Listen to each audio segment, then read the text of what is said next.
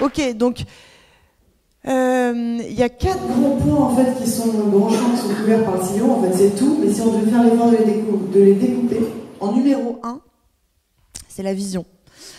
C'est-à-dire que le job du CEO, alors on va l'appeler le leader, quoi, le job du leader, c'est lui qui emmène les gens.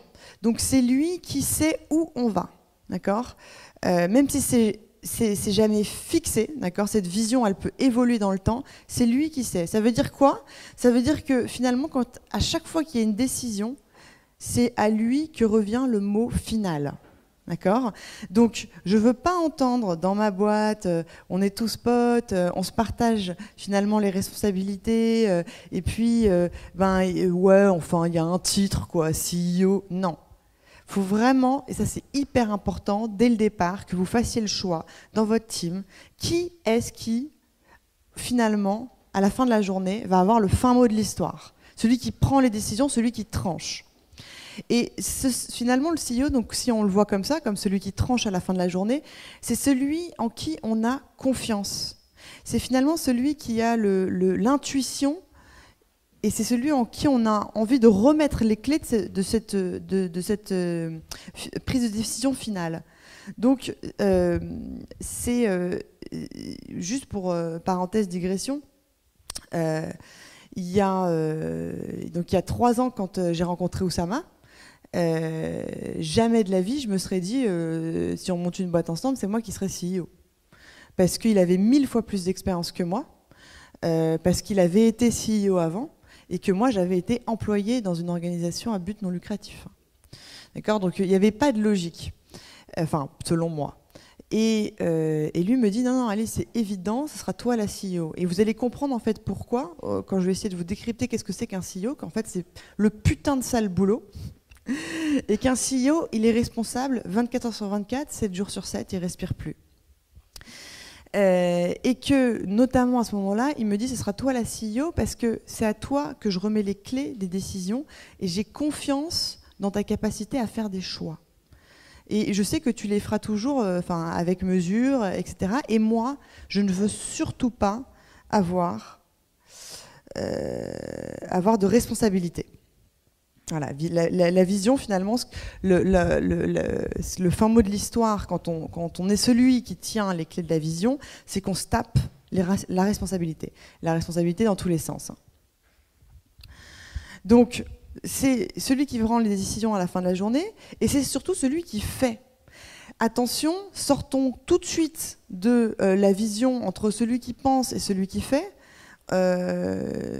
D'ailleurs, c'est une des principales raisons qui fait que les écoles de management ne forment pas du tout des entrepreneurs, ils forment des managers, des gens qui sont capables de gérer, des gens qui sont capables de structurer, des gens qui sont capables de faire perdurer et de faire grandir. Ça, à la limite, ces managers-là, ce serait le CEO phase 2.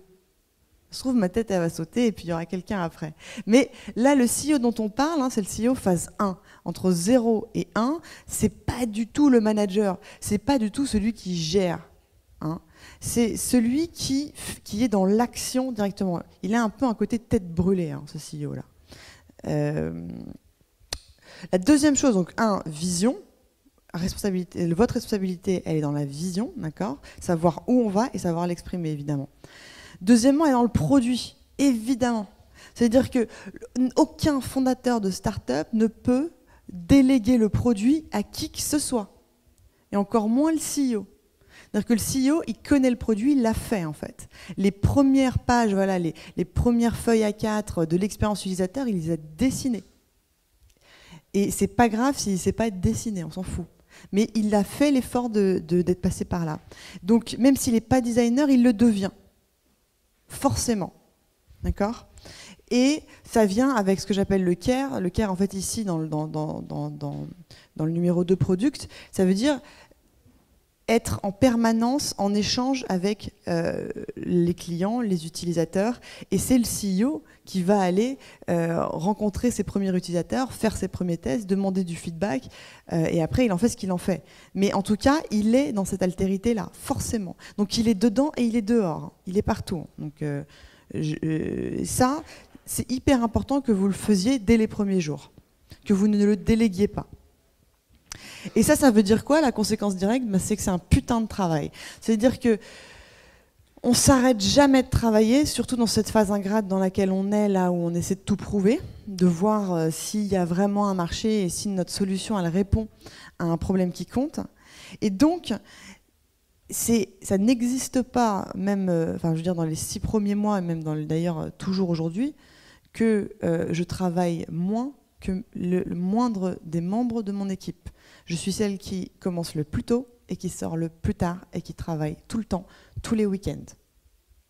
Et ça, c'est une règle, c'est pas l'image qu'on se fait du CEO, on se dit, bon, bah, lui, il est plutôt posé et puis il délègue. Non, non, pas du tout. En fait, c'est celui qui travaille le plus. Et d'ailleurs, il montre l'exemple. Il ne peut pas demander aux autres de travailler plus si lui ne travaille pas autant, au moins. Voilà, donc produit. 3e grand chantier du CEO dans son taf, la communication. Donc c'est lui qui incarne. À chaque fois qu'il y a la moindre représentation extérieure, c'est lui. À chaque fois qu'il faut pitcher, c'est lui. Alors après, il y a des choses stratégiques. Moi, par exemple, je déteste tout ce qui est administratif. Je suis nulle. Je déteste tout ce qui est investissement, aller pitcher des investisseurs. Donc je viens qu'au dernier rendez-vous dans ces moments-là.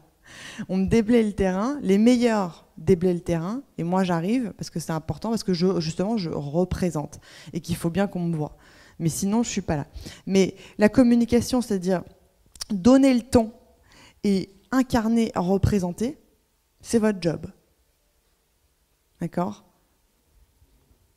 Et ça, qu'est-ce que ça veut dire comme conséquence? Ça veut dire qu'il y a un systematic checking, c'est-à-dire que tout ce qui sort et tout ce qui part, n'importe quel email, n'importe quel mot dans votre landing page, n'importe quel détail sur un flyer, tout ça, si ça n'a pas s'il y a une connerie qui est faite, c'est de votre faute. C'est vous qui devez systématiquement tout checker. C'est votre responsabilité. Et enfin, 4e point, le management. Alors, le management au sens, là c'est pas le bon mot, mais j'avais que ça en tête, et puis c'est une catégorie, vous pouvez bien vous représenter, mais le management, ça veut dire en fait, c'est le capitaine d'équipe, quoi. C'est le chef de la troupe, et c'est votre job de savoir qui rentre dans votre équipe, de les choisir et de les éduquer. C'est vous qui passez la culture. C'est-à-dire que cette culture, il faut faire l'effort de la formaliser. Et c'est quoi l'impact direct de ça? C'est que ça demande d'avoir en permanence une énergie et le souci de la cohésion du groupe. L'énergie qu'on balance à son équipe, dans la phase de 0 à 1, il n'y a que ça qui compte, parce qu'on n'a rien d'autre. D'accord? Donc, il suffit que vous ne soyez pas là 2 jours pour que l'énergie, elle soit plus là. C'est l'horreur. C'est là que vous ressentez que tout repose sur vos épaules. Si vous n'êtes pas là pour balancer de la joie, pour balancer de l'espoir et pour faire que tout le monde y aille ensemble dans la même direction, il ne se passe rien. Ok, donc là, vous avez les grandes phases. Donc ça, c'est toute votre responsabilité. Donc vision, produit, communication, management. Alors, donc tout ça pour dire quoi? Pour dire qu'il y a deux CEO. Il y a le CEO dans cette phase-là, la phase dans laquelle on est nous, tous, dans laquelle vous êtes. Et cette phase, elle sera principalement faite de 3 choses, de stress, de radicalité et énormément de kiff. D'accord? Donc c'est une phase qui est absolument ingrate, qui est entière, qui est totale, c'est une phase sacrificielle, on espère ne pas trop rester longtemps non plus dans cette phase-là. Il faut trouver son putain de market fit, il faut scaler ensuite. D'accord? Mais cette phase-là, elle demande un engagement absolu. Il n'y a rien d'autre qui compte que la boîte que vous êtes en train de faire. Donc forcément, on se dit les choses sans se mentir. Il y a énormément de stress. D'accord? Donc après, on pourra en parler à la pause. Ça veut dire faites énormément de sport, faites-vous énormément de bien, mangez sainement, ne sortez pas le soir. Vos potes vont pas comprendre, mais vous ne serez plus là parce qu'il va falloir que vous soyez égoïste. D'accord ? Vous ne pourrez jamais faire tout en même temps. Vous ne pouvez pas être à la fois la fille parfaite pour ses parents, la fille parfaite pour son mec, la fille parfaite pour ses enfants, et en même temps l'entrepreneur. Genre juste, pendant cette phase-là, demandez aux gens autour de vous d'être tolérants. Ils ne vont pas comprendre, de toute façon, ils vont vous en vouloir. Il faut le savoir. Donc, c'est pas grave. Mais ça, c'est un stress. Hein. Et non seulement il y a ce stress-là de ne pas pouvoir être parfait par rapport aux gens qui attendraient à ce qu'on soit parfait, mais surtout, il y a le stress du fait qu'il n'y a aucun filet. C'est-à-dire qu'on avance dans le vide. On ne sait absolument pas si on va prouver quoi que ce soit. Donc, on est dans le noir. Donc, il faut aller chercher les ressources intérieures pour que ce stress-là, il ne soit pas, que ce soit pas un frein à tout ce que vous puissiez faire. Parce que savoir qu'on est bon, qu'on est compétent, dans un cadre donné, on oublie toujours le contexte. Moi, j'ai vu des gens absolument brillants qui travaillaient pour des startups, des employés de startups. Je les ai trouvés vraiment hallucinants. Et dès qu'ils ont monté leur boîte, c'est fini. C'est comme un ballon de baudruche qui se vide, parce qu'en fait, on oublie à quel point ce contexte et ce cadre comptent. Dès qu'on est sans filet, tout d'un coup, on n'est plus du tout dans les mêmes conditions. Et donc, est-ce qu'on est capable de réussir à remonter ce stress ? Alors, je ne vous dis pas ça pour vous foutre la pression, je vous dis juste ça pour que, justement, vous allumiez la lanterne à chaque fois que vous sentiez qu'il y a une montée en pression psychologique, que on la gère, c'est pas grave, on sait, on avance dans le ZEF, on sait pas où on va, on plaît pas à tous ses potes, on nous le reproche, tableau noir, c'est pas grave, c'est un temps limité. Radicalité, donc ça c'est aussi quelque chose qui est absolument pas naturel, je dirais, hein, mais de faire preuve de radicalité en permanence, et pendant cette période-là, il va falloir être extrémiste. Vous avez fait un choix, vous avez fait un choix. Même si vous faites le choix différent, le choix opposé le lendemain, je dis pas la radicalité, c'est tester quelque chose d'un bout à l'autre totalement. Ne pas faire de compromis pendant qu'on fait ce test-là. Regarder le résultat et prendre une décision. Mais la décision, elle est toujours droite ou gauche, noir ou blanc, go, no go. On ne fait pas de compromis. Tu ne fais pas un truc en B2C et en même temps en B2B. D'accord ? À moins que tu me dises, je me fais payer le développement de mon truc par un client et ça ne me déroute absolument pas de ma stratégie qui est de créer mon produit B2C. Il faut être super clair, en fait. Super clair même avec soi-même. Et enfin, c'est énormément de kiff. Quand je dis kiff ici, c'est qu'on peut se permettre, c'est vraiment une période extraordinaire, c'est qu'on peut se permettre des coups de folie. On peut se permettre pendant cette période des choses complètement ahurissantes. On n'a rien à perdre. Une fois que tu as quelque chose, une fois que tu as de l'argent qui rentre, une fois que tu as des employés, c'est fini. Tu ne peux plus être aussi libre. Et là, tu peux te permettre de faire des énormes coups de bluff, énormes coups de poker, c'est maintenant justement. Je ne dis pas qu'il ne faudra pas du tout en avoir après, mais tu n'auras pas la même liberté. Donc s'il y a un moment où il faut le faire, c'est là, il faut tout tenter.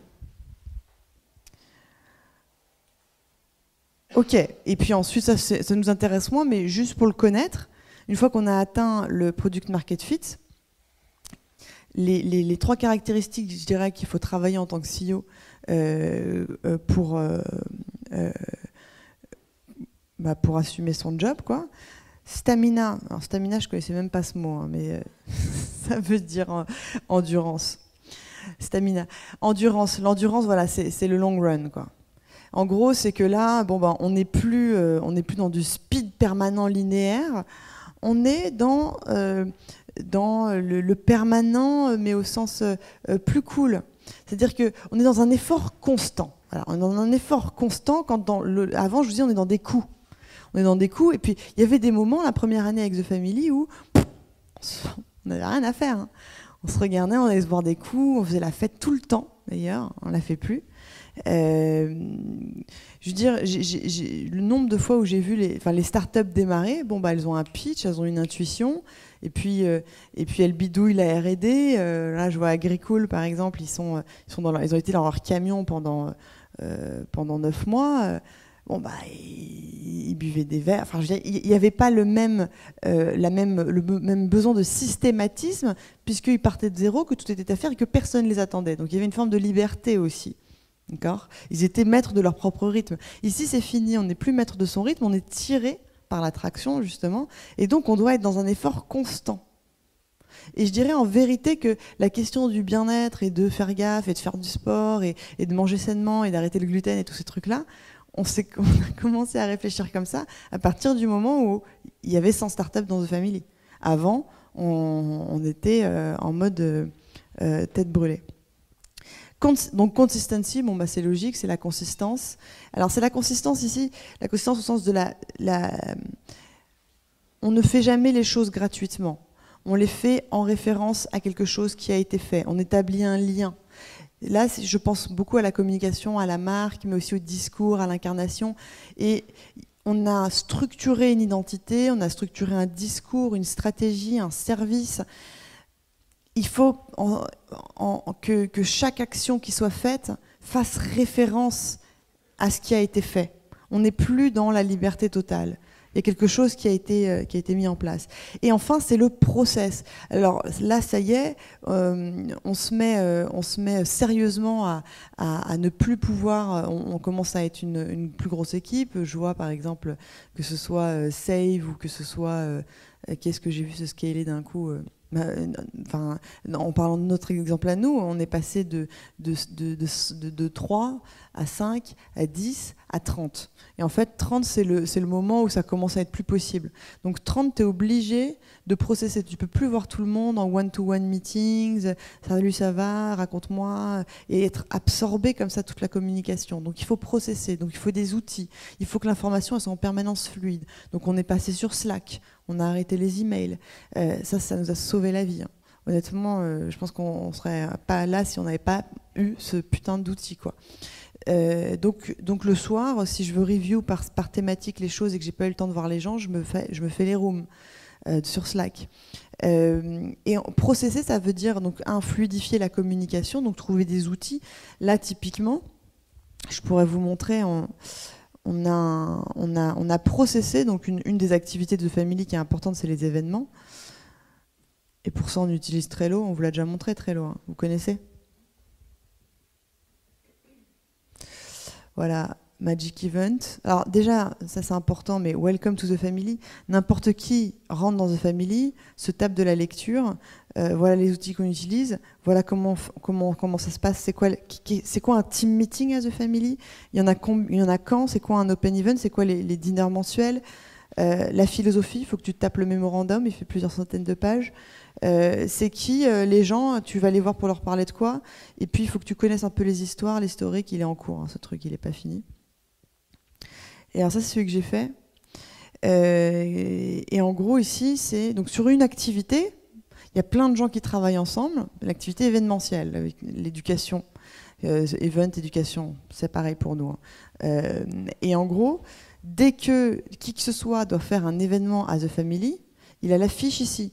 Alors si qui que ce soit doit organiser un pitch on Kill My Vibe, je lui explique ce que c'est. Il n'a même pas à réfléchir. C'est quoi les images qu'il doit mettre en fond ? Elles y sont. Il est au courant jusqu'à qu'est-ce qu'il y a dans le panier de bouffe, parce que c'est spécial. Il sait la musique qu'il faut mettre. Il a la playlist. Il sait combien il y a de chaises et s'il y a des bouteilles d'eau dessus et s'il y a des petits stylos, des conneries. Ensuite, je lui écris tous les emails un à un pour sa communication en amont et en aval. Et enfin, je lui donne jusqu'à la description de la vidéo quand il la publiera sur le lien YouTube. D'accord ? Donc en fait, il a même plus à réfléchir. Parce que moi, j'en pouvais plus de regarder et de voir des mails qui me rendaient dingue, qui étaient juste pas le ton de The Family. Sauf qu'à un moment, t'as tellement mal, tu te dis, attends, qu'est-ce que je peux faire là ? Je peux pas passer partout, sinon tu passes ta vie à tout relire. À un moment, tu fais. Tu refais, et donc c'est un temps un peu chiant. Mais ça, honnêtement, je pense que ça, on n'en aurait pas été capable si on n'avait pas d'abord validé que typiquement, Pigeon Kill My Vibe était un événement intéressant, quoi, et qu'il allait ramener du monde, et que c'était nécessaire pour les gens. Donc processer, ça veut dire aller chercher les outils et commencer à systématiser, parce que en fait, c'est scaler les gens, quoi, scaler tout ce qu'on s'est dit avant, en fait. Ok, donc là, je vais vous donner des petites règles. Je ne sais même pas s'il y en a 10, si je crois qu'il y en a 10. Donc, get shit done. D'abord, il y a une règle ici, et d'ailleurs qui est appliquée dans toutes nos startups, qui est hyper efficace. C'est que vous ne faites rien et vous ne prenez aucune décision qui n'ait pas un impact dans la semaine. C'est-à-dire que votre vision du monde et votre vision de la vie, tout d'un coup, c'est de la semaine à la semaine.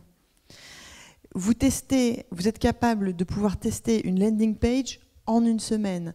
Vous êtes capable de pouvoir voir si un segment client est le bon en une semaine. Vous allez convaincre un partenaire de faire le taf avec vous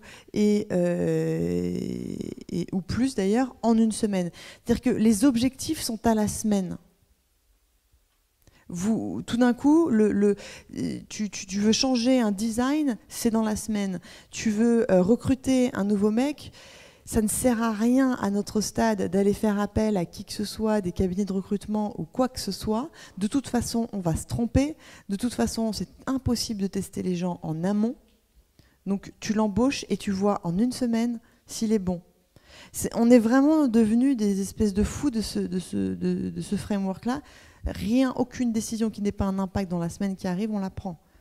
Il faut que tout de suite, en fait, tu puisses voir si ce sur quoi tu vas te focaliser va pouvoir être fait en une semaine. Donc tes objectifs sont à la semaine. Cette semaine, qu'est-ce que je fais? Et ça, tu le vois avec tes associés. Et ensemble, vous êtes d'accord sur chacun fait quoi cette semaine. Deuxièmement, évidemment, tu es drivé par les metrics. C'est-à-dire que tu es capable de voir qualitativement et quantitativement si ce que tu as testé la semaine a du sens, a de l'impact et a un résultat concret. D'accord ? Donc tu trouves un moyen d'entrer quand tu te dis, bon, tu ne te dis pas, voilà ce qu'il faut que j'atteigne. C'est voilà ce que je vais checker. Et en fonction, je verrai. D'accord ? Moi, j'ai toujours voulu atteindre 1000 fois plus. Ben, j'aurais toujours été déçu. Donc en fait, je ne me fixe pas d'objectif en tant que tel. Je me dis, voilà ce que je veux tester cette semaine. Voilà du coup ce sur quoi ça va avoir un impact. Je vais checker, je vais analyser, je vais voir si c'est bon ou si c'est pas bon. Aucun putain de meeting. Alors ça, on oublie les réunions. Ça, c'est un tue la start-up. C'est-à-dire qu'on se réunit pour faire un brainstorming, pour finalement faire une to-do list que personne ne fera. On ne fait pas de meeting dans une start-up quand on est de 0 à 1. On fait des meetings avec l'extérieur. On va évidemment faire des déjeuners, rencontrer des gens. Ok, aucun problème. Mais d'ailleurs là-dessus, si j'étais vous, je m'organiserais vachement. Ça dépend évidemment de votre start-up et de ce que vous devez faire par rapport à l'extérieur. Mais je pensais par exemple à, comment il s'appelle, Pierre Valade qui me disait « Je prends jamais de meeting. Jamais. Extérieur. Aucun. » Alors, c'est une façon de voir les choses. Je pense qu'il faut régler des plages horaires. Tu ne peux pas en faire tout le temps. Il y a une façon d'organiser sa journée. Après, on pourra en parler si vous voulez, mais en tout cas, cette règle-là, elle est hyper importante. Pas de meeting. Ça veut dire qu'on ne s'assoit pas pour brainstormer. Par contre, hyper important, il y a des temps collectifs avec l'équipe. Hein. Que vous soyez 2 associés ou que vous soyez déjà 5 avec un stagiaire et machin, il faut par semaine un temps collectif. C'est hyper important. À The Family, c'est le stand-up. Stand-up. On fait ça le mercredi matin à 9h30. C'est entre 20 minutes et une demi-heure. Les fondateurs, toute l'équipe qui est là, et on balance qu'est-ce qui a été fait la semaine dernière et qui était cool, qu'est-ce qui a été un fail, qu'est-ce qu'on en a retenu, qu'est-ce qu'on fait cette semaine, qu'est-ce qui va être cool, là où, attention, faut raise the awareness, faut faire attention à ça, ça va être énorme. Voilà. En fait, ça sert à quoi? Parce que finalement, l'information, elle passe dans Slack, donc si tu veux être informé, tu lis le Slack et tu as l'info. Non, ça sert à passer l'énergie et à transmettre les grandes priorités. D'accord ? Donc ça, même à partir du premier stagiaire dans la boîte, c'est hyper important. Avant, vous êtes avec vos associés. De toute façon, je pars du principe que vous êtes tout le temps ensemble et qu'en fait, vous communiquez tout le temps ensemble. Donc, pas de meeting. Et donc, évidemment, s'il n'y a pas de meeting, il y a tout le reste, c'est-à-dire qu'il faut que vous viviez, il faut que vous aimiez vivre avec vos associés.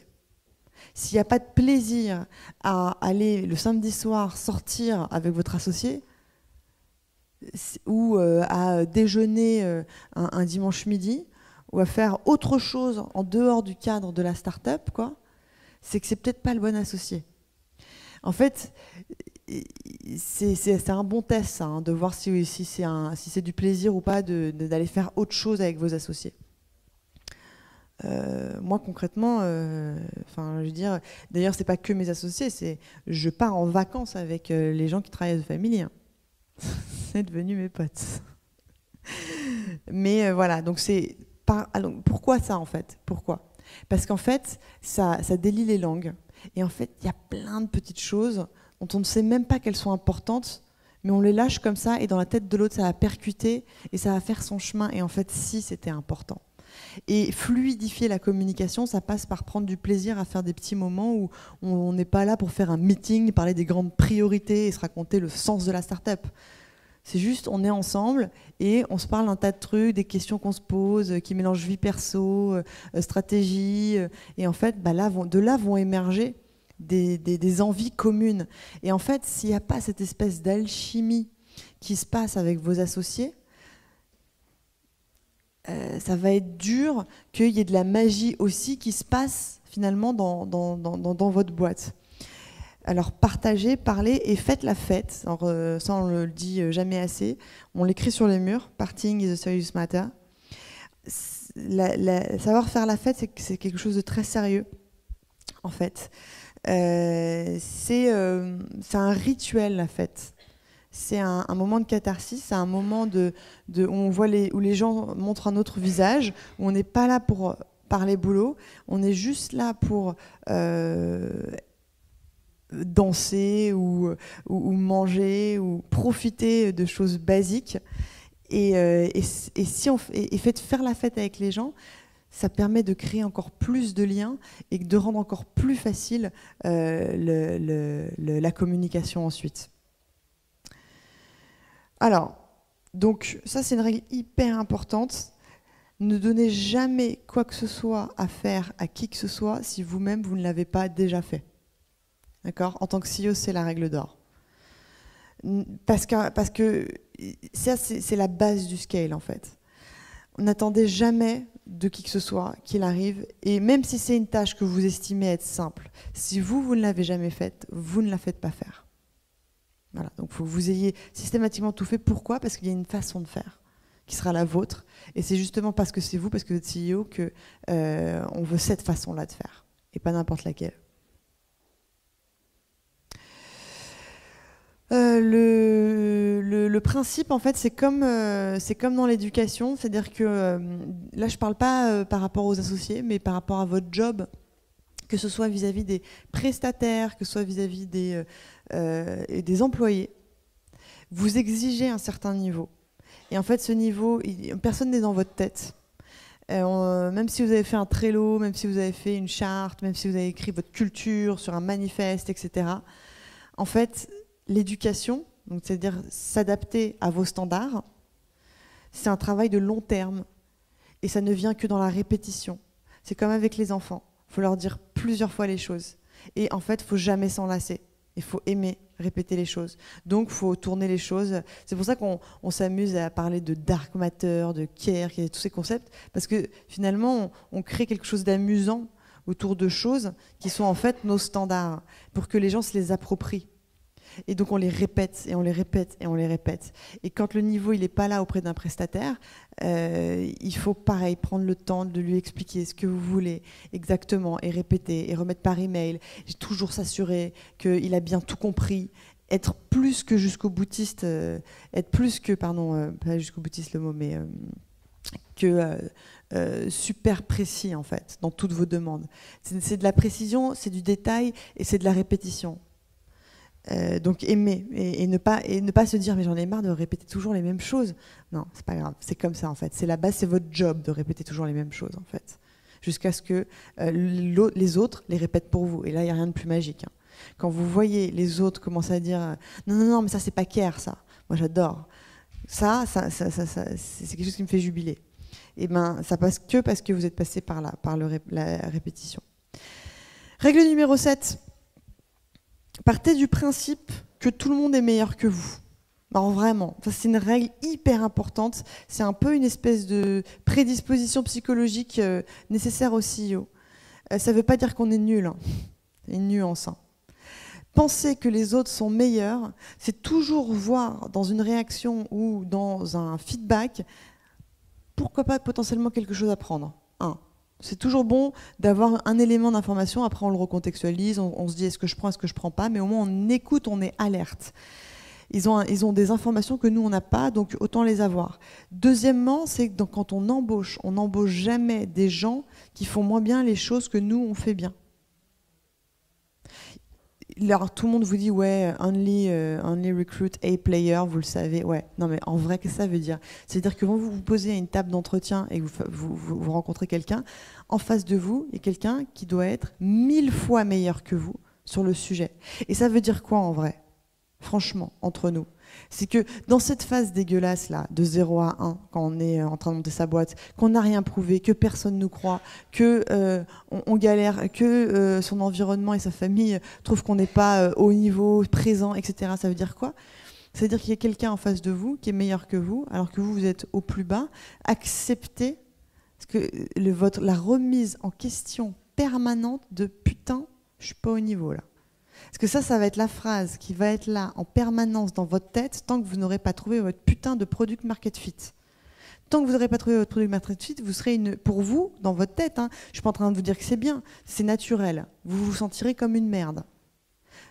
Et pourtant, malgré ça, il va falloir être capable d'aller chercher des gens qui vous font, parce que quelqu'un qui est exceptionnel, parce que vous devez vous entourer que de gens exceptionnels, par effet de miroir, quand vous vous sentez mal, ça vous fait d'autant plus ressentir que vous êtes une merde. Ça veut dire quoi? Ça veut dire qu'il y a une relation à l'ego. À chaque fois que ça fait mal, c'est que ça fait mal à un endroit intéressant, c'est cet endroit de l'ego. Le CEO, s'il y a un truc qu'il faut qu'il taffe, c'est cet endroit de l'ego. On ne doit jamais mal prendre les choses, on ne doit jamais se prendre, comment dire, au sérieux, ouais, disons que à chaque fois que ça pince ici, c'est que vous êtes en train de progresser en fait. Parce que une fois que vous aurez passé cette étape-là, qui est quand même une étape qui est longue, je pense qu'on ne la passe jamais vraiment, mais il y a cette première phase où c'est tellement dur parce que c'est le désert aride autour et qu'on ne se sent pas au niveau, forcément. Parce que la barre elle est haute, parce que vous avez de l'ambition et parce que vous voulez tout de suite trouver les choses. Et donc vous allez vous sentir amoindri. Et néanmoins, malgré tout, il faut ravaler sa fierté, fermer sa gueule, se dire ok j'ai mal mais c'est pas le bon endroit où ça a mal, donc j'avance et ouais je prends les meilleurs, je m'en fous si je me sens moi humilié par effet de miroir. Je parle surtout aussi aux meufs là, parce qu'en fait ça c'est un truc très meuf. Parce que moi, personnellement, si vous saviez le nombre de gens qui sont venus voir Oussama et qui lui ont dit mais t'es ouf ou quoi? Pourquoi c'est Alice la CEO? T'es un grand malade. Mais attends, mais c'est qui cette meuf? Elle sort d'où? Elle a rien fait, elle est capable de rien, c'est une chienne de garde. Ouais. Bref. Et ça, tout ça, je le savais, moi. Ça se sent. Et même, il n'a pas besoin de me le dire, je le vois dans le regard des gens, et surtout dans ce monde-là. Donc voilà, il faut aller au-delà de cette espèce de regard systématique, parce que vous êtes toujours en demande. Vous avez tout à prouver, vous n'avez rien. Et ce que les autres vous renvoient, c'est hardcore. Mais malgré ça, donc acceptez-le, ils sont tous meilleurs que nous, c'est pas un problème, et on s'entoure des meilleurs de toute façon. Donc always go all in, règle numéro 8, hyper important. Ça c'est le moment où finalement vous avez donc cette première phase, vous avez beaucoup de chance. Vous pouvez faire du bluff permanent, vous pouvez faire des coups de poker et vous devez en faire en fait. On n'avait absolument pas l'argent pour prendre un lieu qui coûte 400 000 balles par an. Non, vraiment pas. On avait 0 bilan, rien du tout.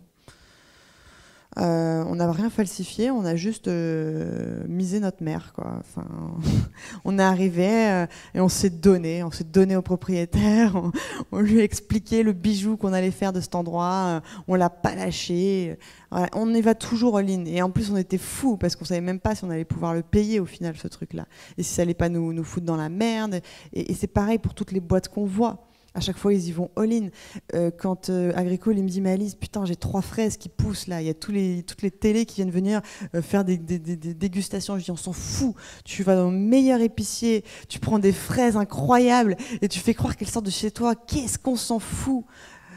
Au final, tu vas les faire, les fraises, et elles seront délicieuses. Donc, pourquoi tu te poses ce genre de problème? Tu joues la carte à fond, tout le temps. Et enfin, non pas enfin, la règle numéro 9.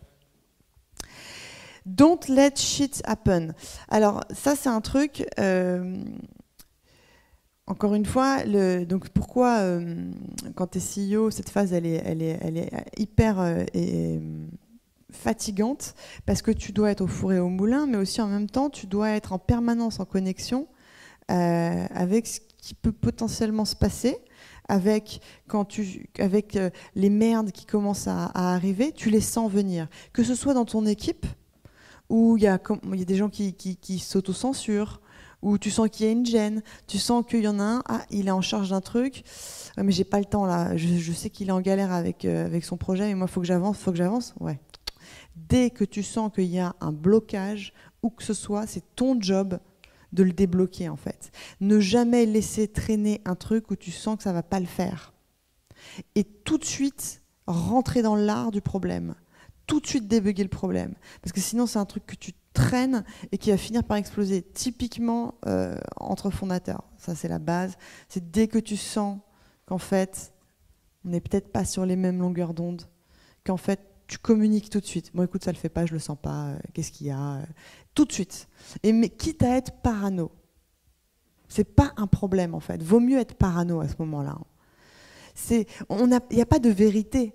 Vous n'obtiendrez pas une réponse absolue en parlant des choses, en disant est-ce que tu es dedans, est-ce que tu n'es pas dedans. Mais vous poserez les choses et vous obligerez l'autre à se poser la question et vous allez enlever un certain nombre de risques. Sinon, c'est sûr, vous allez vous prendre dans la gueule.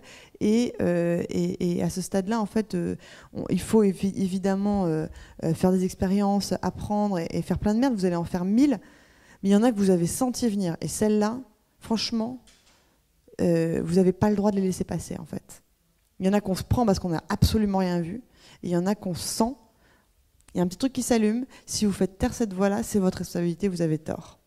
Donc, vous êtes en mode parano. Vous entendez des choses, vous voyez qu'il y a un signal qui peut être envoyé qui n'est pas bon, vous y allez, vous checkez. Et en plus, ce qui est vachement bien, c'est que ça envoie un bon signal de faire ça. Ça montre aussi que vous êtes alerte, que vous n'êtes pas ce CEO, comme il y en a plein, enfermé, qui fait son truc, qui est autiste, qui n'est pas sympa avec les gens, parce que ça se sait, surtout dans une start-up. Hein. Si vous saviez, la réputation d'une boîte, elle se joue à ce genre de petits détails, à comment est-ce que le CEO se comporte par rapport aux gens. Et ça donne envie ou pas d'aller rejoindre la boîte. Le mec qui est autiste, qui calcule rien et qui laisse faire parce qu'il est focus sur sa techno, personne n'a envie d'y aller, n'a aucun intérêt. Et enfin, use your gut feeling. Donc ça, c'est quelque chose que en tout cas, moi, j'ai jamais autant ressenti à quel point je devais faire appel à cette intuition. C'est-à-dire que on sent les gens, notamment surtout en fait avec les alliances, les partenariats, les gens à recruter, la façon de parler, le ton, etc. Dans cette première phase, vous n'avez pas forcément encore une idée claire de votre culture, de comment vous êtes, comment vous vous incarnez, etc. Mais vous avez déjà une intuition de ce qu'il faut et de ce qu'il ne faut pas, surtout de ce qu'il ne faut pas d'ailleurs. Et ça, il faut absolument l'écouter, il faut absolument la développer et il faut essayer de la verbaliser en fait, cette intuition. L'échange humain, parce que votre temps il va être fait, ça dépend des boîtes, mais je dirais vraiment à 50-50, c'est-à-dire que c'est 50% sur ton produit, 50% sur de l'échange en fait, avec des gens avec qui tu interagis. Même limite, je dirais 30% sur ton produit et 70% sur de l'échange. Et en fait, il y a un moment où ça devient une espèce de gymnastique, de sport, et vous commencez à beaucoup plus facilement capter avec qui vous voulez travailler, avec qui vous ne voulez pas travailler, sur qui vous avez un bon feeling, avec qui il faut foncer tout de suite et avec qui au contraire il faut tout de suite cutter. Et ça, il faut le développer parce que ça vous permet de perdre beaucoup moins de temps. Ok, donc c'est tout pour moi.